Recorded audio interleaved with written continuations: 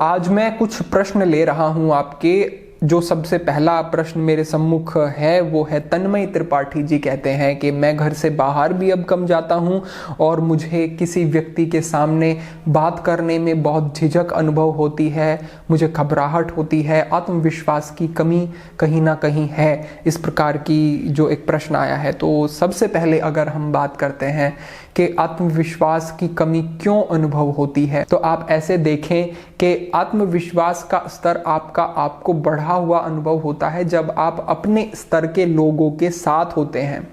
जैसे जो तन्मय त्रिपाठी जी ही हैं, इनके विषय में ही अगर मैं बात करता हूं, तो जब ये अपने मित्रों के साथ होते होंगे तो ये पूरे आत्मविश्वास से युक्त, ये हंसते हैं, ये अपने विचार साझा करते हैं, ये घूमते हैं, कुछ भी करते हैं, वहां पे इन्हें आत्मविश्वास की कोई कमी अनुभव नहीं होती है। लेकिन जब ये पुस्तकें उठाते हैं, जब ये किसी व्यक्ति के साथ जाकर के बात करते हैं और जो व्यक्ति ऐसा है जो कि इन्हें लगता है कि इनके बौद्धिक स्तर से अधिक बौद्धिक स्तर का व्यक्ति है, या फिर वो इनसे कुछ पूछ सकता है, वो इनसे पूछने का अधिकार रखता है इत्यादि, तो वहां पे ये फिर अनुभव करते हैं, कुछ हीन अनुभव करते हैं, कुछ डरा हुआ अनुभव करते हैं, हिचक महसूस होती है।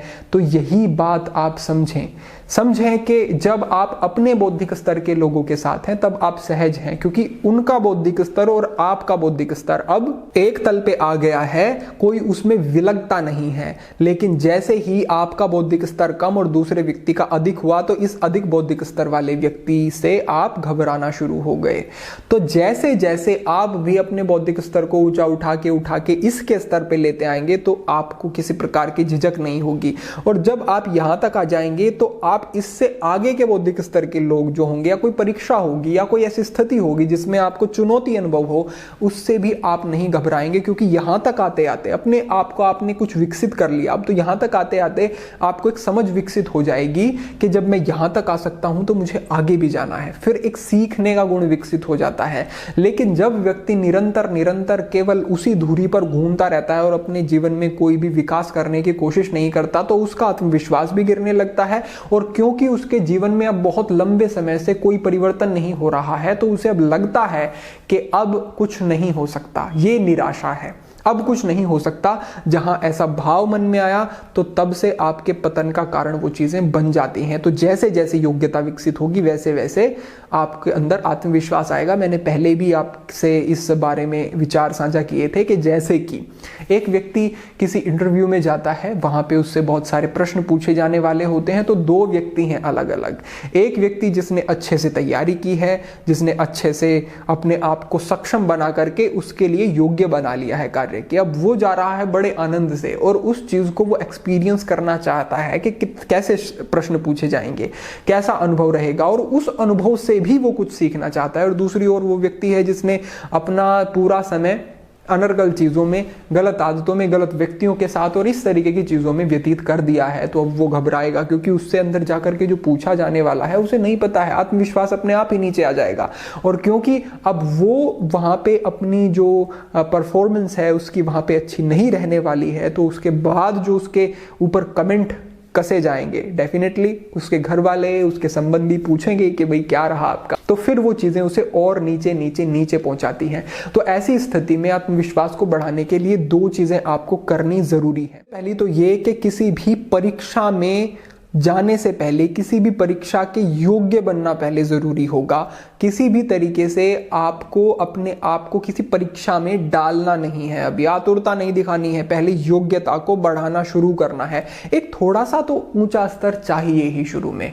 तो मैं ये विशेष रूप से विद्यार्थियों के लिए बता रहा हूँ। जीवन के अलग अलग तल पे ये चीजें प्रयोग की जा सकती हैं और अपने विवेक से आप समझ सकते हैं, लेकिन मैं बताता हूँ जो अभी युवा हैं, जो आगे बढ़ रहे हैं, जीवन में बहुत कुछ सीख रहे हैं और करना चाहते हैं, तो सबसे पहले कुछ समय तक जन संग परित्यागात जो कहा गया है शास्त्रों में, कि अगर विकास चाहिए योग में भी तो जन संग परित्यागात, तो यही चीजें आप अप्लाई करें यहाँ पे भी, कि आप बहुत ज्यादा लोक संपर्क न रखें, लोगों से दूरी बनाएं। क्योंकि मैं कहता हूं ये चीज वास्तव में आप देखेंगे कि जो अच्छे लोग भी हैं, जो आपको कुछ अच्छा भी बताने की कोशिश करने वाले हैं, लेकिन आपकी जो अवधारणा अब से पहले उनके मन में बनी हुई है, वो एकदम से उसको नहीं तोड़ सकते। आपके मन में अभी क्या चल रहा है उन्हें नहीं पता है, वो आपको उसी तरह से ट्रीट करेंगे, उसी तरह से आपके साथ वो व्यवहार करेंगे जैसे वो पहले कर रहे हैं। लेकिन अब आपकी मानसिक स्थिति है जो बदल चुकी है। अगर आप संकल्प करते हैं कि मुझे बदलना है, तो क्योंकि बदल चुकी है, लेकिन व्यवहार लोगों के माध्यम से निरंतर निरंतर वैसा ही हो रहा है। गलत व्यवहार नहीं कहूंगा,